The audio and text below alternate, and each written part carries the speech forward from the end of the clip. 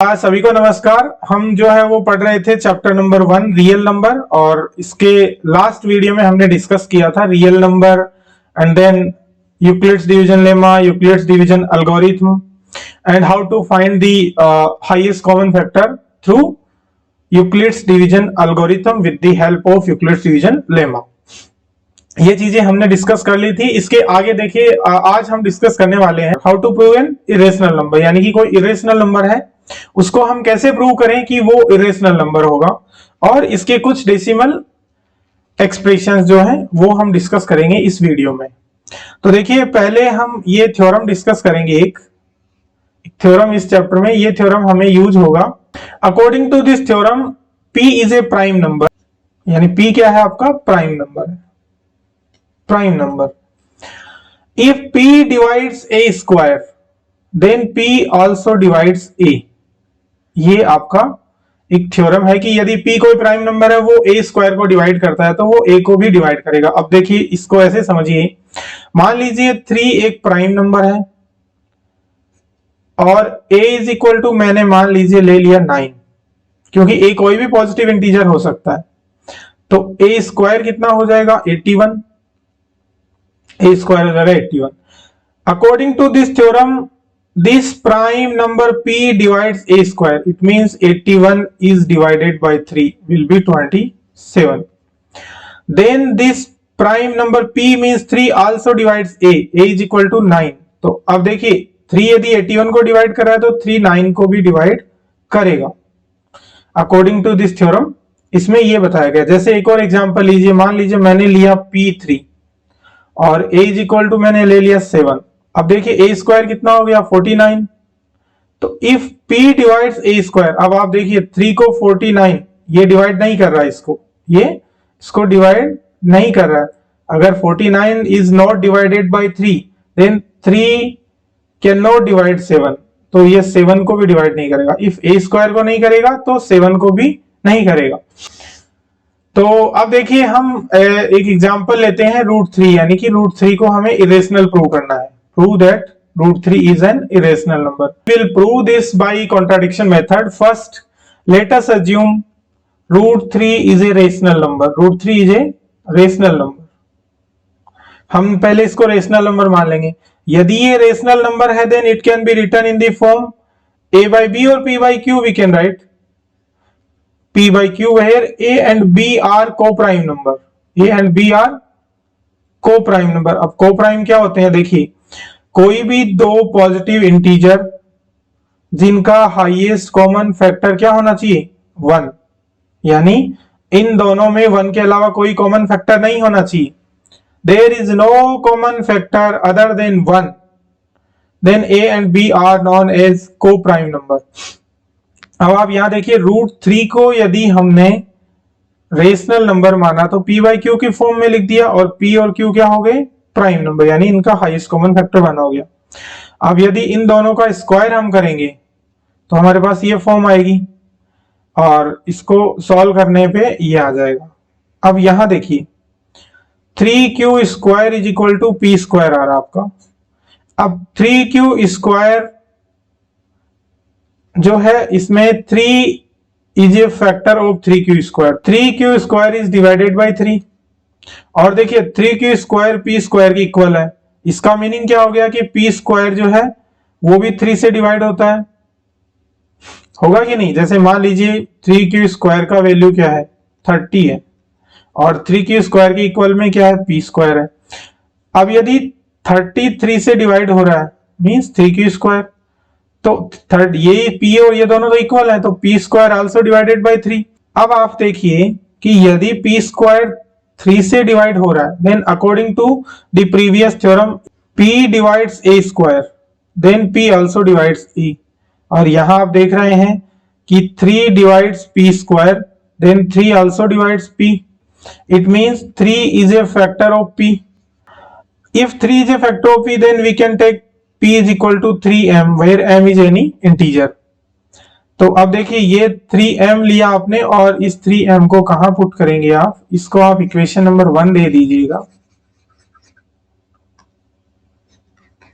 और यहां p की जगह आप 3m रख दीजिए।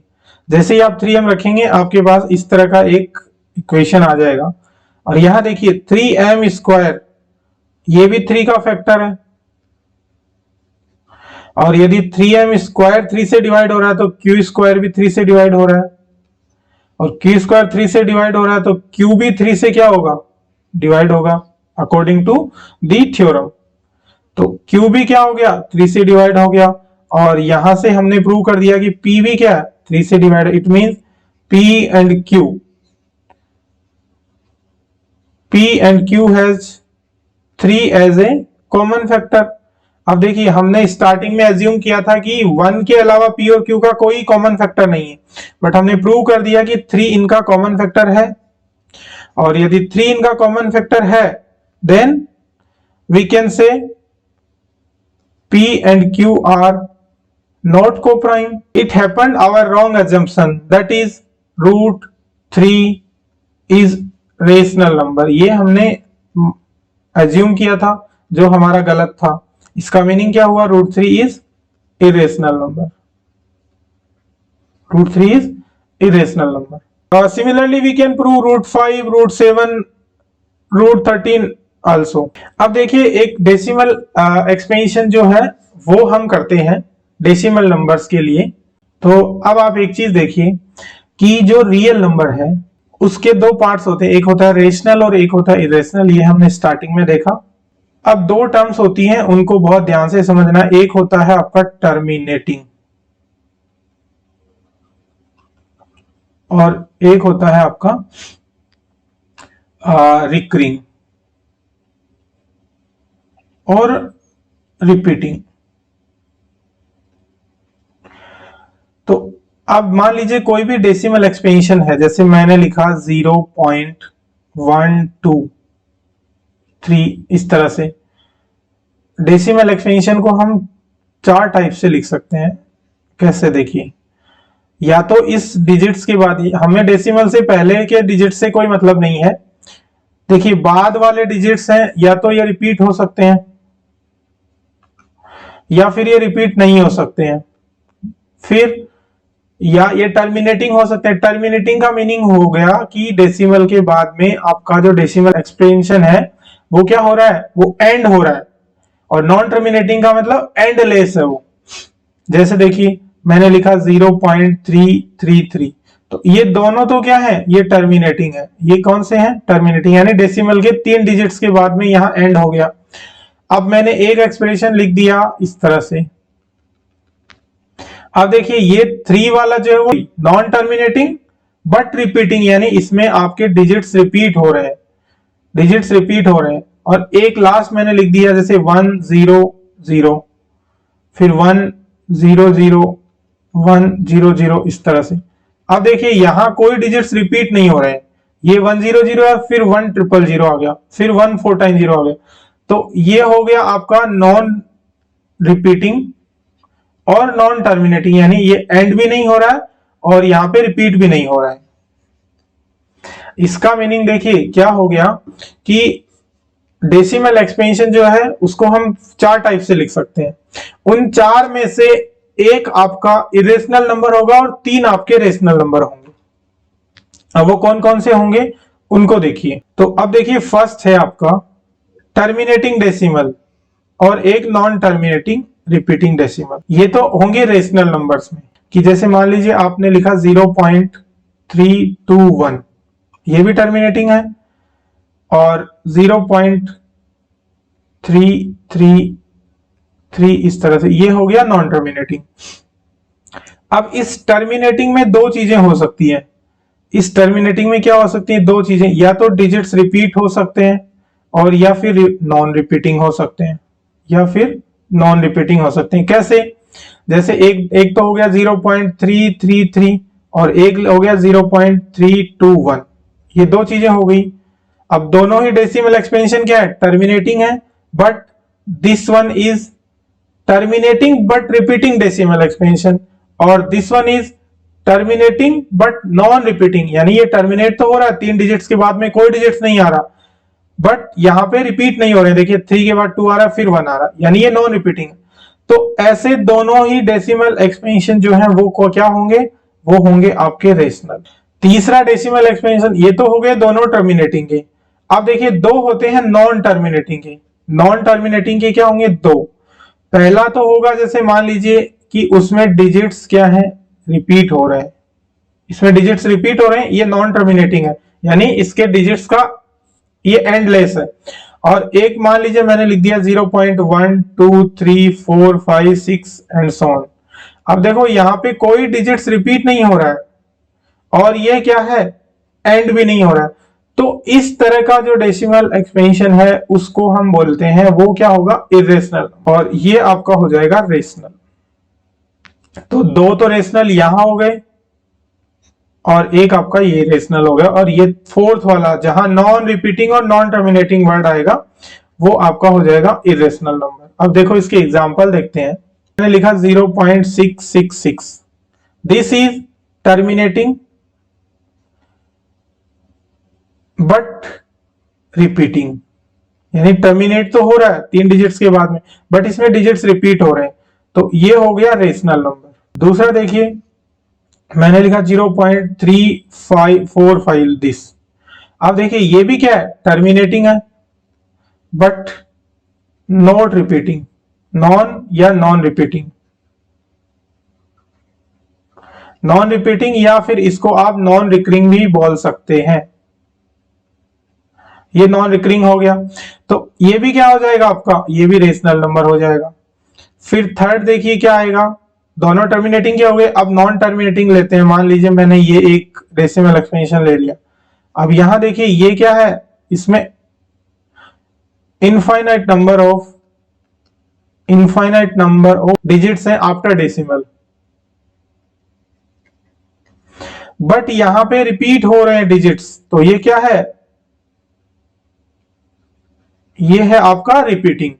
तो नॉन टर्मिनेटिंग बट रिपीटिंग, ये तो नॉन टर्मिनेटिंग हो गया और ये रिपीटिंग हो गया, तो ये दोनों चीज जब साथ में आएंगी तो ये भी क्या होगा, रेशनल नंबर हो जाएगा।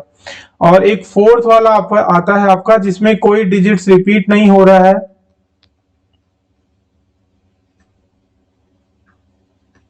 इस तरह से, यानी डिजिट्स जो है वो रिपीट नहीं हो रहे हैं एक सीक्वेंस में और टर्मिनेट भी नहीं है, तो इस तरह का जो है वो आपका हो जाएगा इरेशनल नंबर।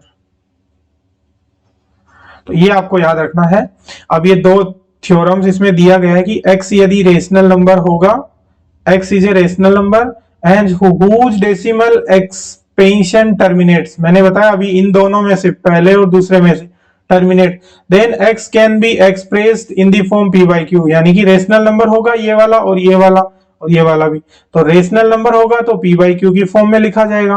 और इसका q means the denominator, q means the denominator, the denominator can be written in the form 2 power m 5 power n, m and n are non-negative integers। तो इसका मीनिंग ये हुआ कि कोई रेशनल नंबर है x, यदि उसका डेसिमल एक्सपेंशन टर्मिनेट करता है तो उसका डिनोमिनेटर q, उसको हम इस फॉर्म में लिख सकते हैं। जैसे मान लीजिए मैंने एक एग्जांपल लिखा 3/25। अब देखिए ये रेशनल नंबर है और इसको मैं क्या लिख सकता हूं, 12/100 means 0.12। This is a decimal expansion और ये टर्मिनेट हो रहा है, यानी कि डेसिमल के 2 डिजिट्स के बाद में ये टर्मिनेट हो गया। अगर ये टर्मिनेट होता है तो इसको हम 12/100 p by q की फॉर्म में लिख सकते हैं, और इसका जो q है मींस q मींस 100, ये कैसे लिखा जाएगा, 100 को हम लिख सकते हैं 10 पावर 2, और देखिए 10 पावर 2 को हम क्या लिख सकते हैं, 2 इंटू 5 पावर 2, 2 इंटू 5 पावर 2, और इसको लिखा जा सकता है 2 पावर 2 इंटू 5 पावर 2, तो m और n। उसके बाद देखिए एक नेक्स्ट थ्योरम है जो इसका जस्ट अपोजिट है। इसमें यह बोला गया है कि यदि कोई रेशनल नंबर है वो p by q की फॉर्म में लिखा गया है और उसका प्राइम फैक्टराइजेशन जिसमें q को हम क्या कर सकते हैं, इस फॉर्म में लिख सकते हैं, तो वो टर्मिनेटिंग होगा। और एक लास्ट जो है उसमें यह बोला गया है कि यदि x p by q की फॉर्म में है और उसका q, it means its denominator cannot be written in the form 2 power m into 5 power n, अगर इस फॉर्म में नहीं लिखा जा रहा है तो वो क्या हो जाएगा, नॉन टर्मिनेटिंग, वो नॉन टर्मिनेटिंग हो जाएगा। लेकिन ऐसा तभी होगा जब उसके डिजिट्स में क्या हो, रिपीटिशन हो, उसमें रिपीटिंग टर्म्स आनी चाहिए, अदरवाइज तो फिर वो इरेशनल नंबर हो जाएगा। जैसे देखिए ये एक आपका डेसिमल एक्सपेंशन है, p बाई क्यू की फॉर्म में लिखा गया है, और आप यहां देख सकते हैं कि 3 को हम 2 पावर m 5 पावर n में नहीं लिख सकते, यदि हम इसको किसी भी नंबर से मल्टीप्लाई करें तो नहीं लिख सकते, यानी q जो है वो इस फॉर्म में नहीं लिखा जा रहा है। और इस फॉर्म में यदि q नहीं लिखा जा रहा है, ये देखिए 1/3 और यहाँ 0.333 ये रिपीट हो रहे हैं, नॉन टर्मिनेटिंग है बट रिपीटिंग है, याद रखनी है। होपफुली आपको समझ में आया होगा। मिलते हैं नेक्स्ट वीडियो में।